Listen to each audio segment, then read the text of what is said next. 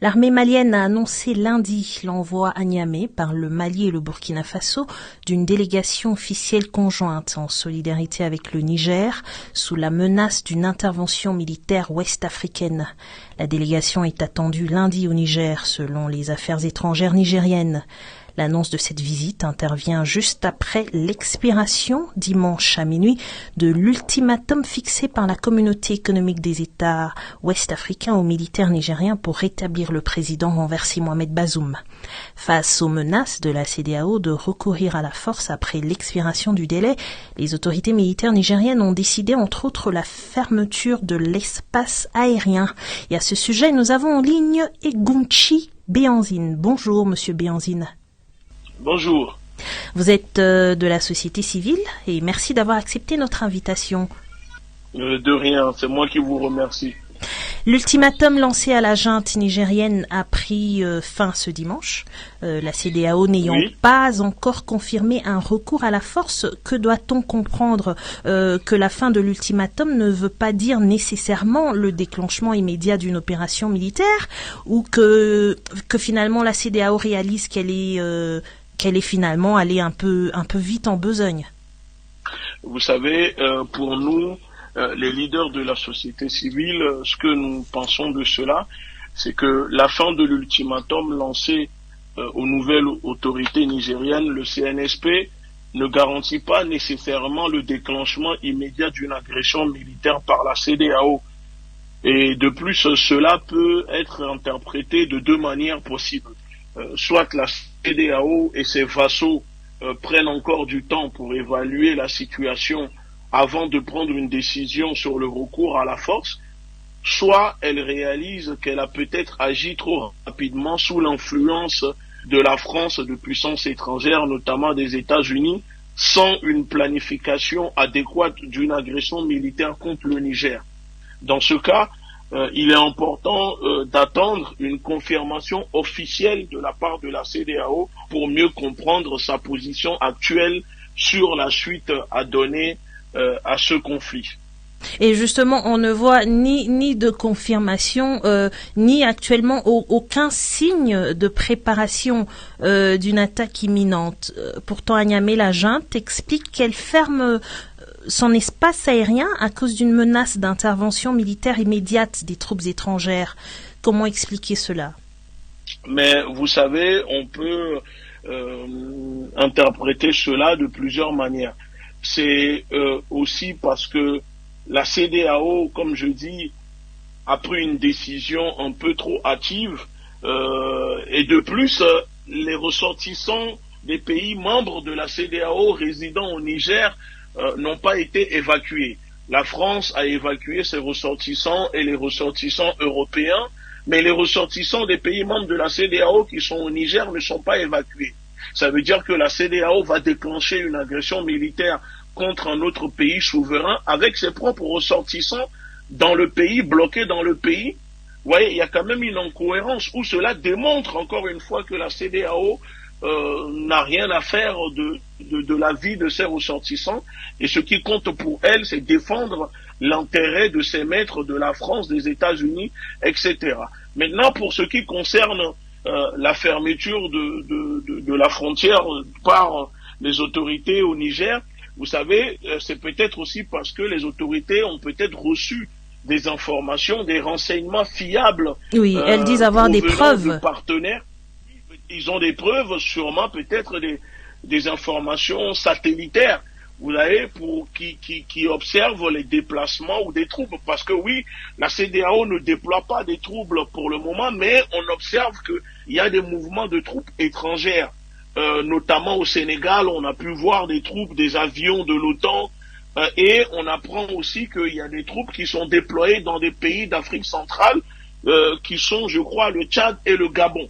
Donc quand on connaît un peu la position de la France au Tchad et le Gabon, on sait que la France a toujours utilisé le Gabon pour commettre des agressions un peu dans la sous-région, notamment la guerre au Biafra, c'était depuis le Gabon, le Tchad, c'est le laboratoire de la France. Donc je pense que les autorités ont des sources qui démontrent qu'il y a des mouvements, mais ces mouvements ne sont pas peut-être de la CEDEAO directement, mais des forces étrangères accompagnés par des groupes terroristes au service de ces forces-là. Et donc c'est pour cette raison que les autorités ont décidé de fermer l'espace aérien pour mieux prémunir et se préparer en cas d'agression pour neutraliser la chose.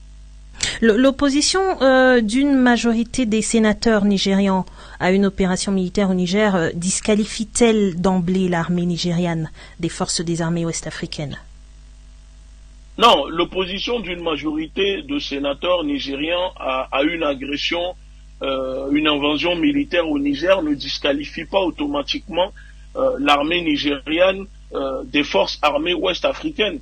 Parce que les décisions politiques et militaires sont complexes et peuvent impliquer diverses considérations, notamment que ce soit sur la sécurité nationale, les intérêts stratégiques et les relations bilatérales. Donc le désaccord au sein du Sénat nigérien peut refléter des préoccupations spécifiques liées à la situation actuelle au Niger. Parce que je tiens à le préciser que il y a aussi des enjeux économiques, mais surtout d'hydrocarbures en jeu, puisque il y a un gazoduc transsaharien qui quitte le Nigeria pour aller livrer du gaz aux pays européens qui passent par le Niger, etc. Donc aujourd'hui, quand on prend ces paramètres, il est important de noter que la participation d'un pays aux forces armées ouest-africaines ne se limite pas à une décision unilatérale du gouvernement ou d'une institution spécifique. Donc elle requiert généralement des consultations et des accords entre les États membres de la CEDEAO. Donc si les États membres de la CEDEAO décident de commettre une agression militaire contre le Niger sans même passer par la consultation de leur Parlement ou du Sénat, parce que là, dans le cas de la CEDEAO, il n'y a que le Nigeria qui consulte son Sénat. Et en parlant de consultation, Monsieur Benzine, l'Algérie et plusieurs chancelleries occidentales et même la Russie ont également prôné le dialogue. Ma question est celle-ci. Avec ces rappels incessants à poursuivre les efforts de médiation, la perspective d'une intervention militaire des pays ouest-africains peut-elle être considérée loin d'être acquise? Oui, effectivement, parce que, vous savez, les appels persistants à poursuivre les efforts de médiation de la part de l'Algérie, de plusieurs chancelleries occidentales et même de la Russie suggèrent une volonté de résoudre la crise par le dialogue plutôt que par une intervention militaire des pays ouest-africains. Parce que au départ, il y avait des pays qui étaient favorables, notamment le président du Bénin, le Bénin, mais aujourd'hui on voit que même le Bénin, le président veut privilégier une solution diplomatique à l'amiable et on voit qu'il y a de plus en plus de réticence au niveau des pays membres de la CEDEAO à participer à cette agression militaire. Maintenant, pour l'Algérie, vous savez que l'Algérie est une puissance militaire dans la sous-région et elle partage une frontière avec le Niger. Donc, toute agression ou intervention militaire contre le Niger peut déstabiliser aussi la sécurité de l'Algérie. Et donc l'Algérie se doit et n'a pas intérêt à ce que une agression militaire, une intervention militaire puisse intervenir au Niger parce que cela risque de créer l'effet que nous avons tous vu avec la destruction de la Libye. Donc quand on prend ces facteurs, et l'Algérie le dit clairement que on ne peut pas intervenir au Niger, on ne peut pas régler le problème sans l'Algérie. Et l'Algérie a tout à fait raison. Elle ne va pas rester les bras croisés et regarder des forces étrangères venir agresser le Niger alors qu'elle partage une frontière avec. Parce qu'il y aura des déplacements, on le sait, des populations, il y aura une migration. Acceptez que je vous interrompe parce qu'il ne reste que peu de temps, 1 minute en fait. Et la dernière question est assez importante. Les taux se resserrent au Niger, notamment dû aux coupures d'électricité. Donc les sanctions imposées par la CEDEAO commencent à faire leurs effets. Et selon le porte-parole allemand, la cohésion au sein des forces armées n'est pas telle que les putschistes le souhaiteraient. La question est de savoir si la junte est finalement en position de faiblesse. En 1 minute, s'il vous plaît. Non, moi, encore une fois, je ne dirais pas que les autorités au Niger sont en position de faiblesse. Peut-être au premier jour de ce coup d'État patriotique, mais là, depuis, plus le temps passe et c'est les autorités, le CNSP qui en ressort gagnant. On voit que là, il y a une mobilisation en soutien populaire en ce moment au Niger, que ce soit des syndicats d'étudiants, des femmes, des militaires, de la population, et même sur le plan international, sur le continent africain, on voit clairement que le peuple est pour ces militaires. Donc aujourd'hui, sur le plan informationnel, médiatique, les autorités ont gagné. Et plus le temps passe, et plus les autorités ressortent renforcées, gagnantes de ce bras de fer avec la CEDEAO. Merci monsieur Egunchi Beanzine. Rassurez-moi, je prononce comme il faut votre nom, n'est-ce pas? Exactement. Merci à vous. Vous êtes de la société civile. Merci encore d'avoir accepté notre invitation. Au revoir. Au revoir.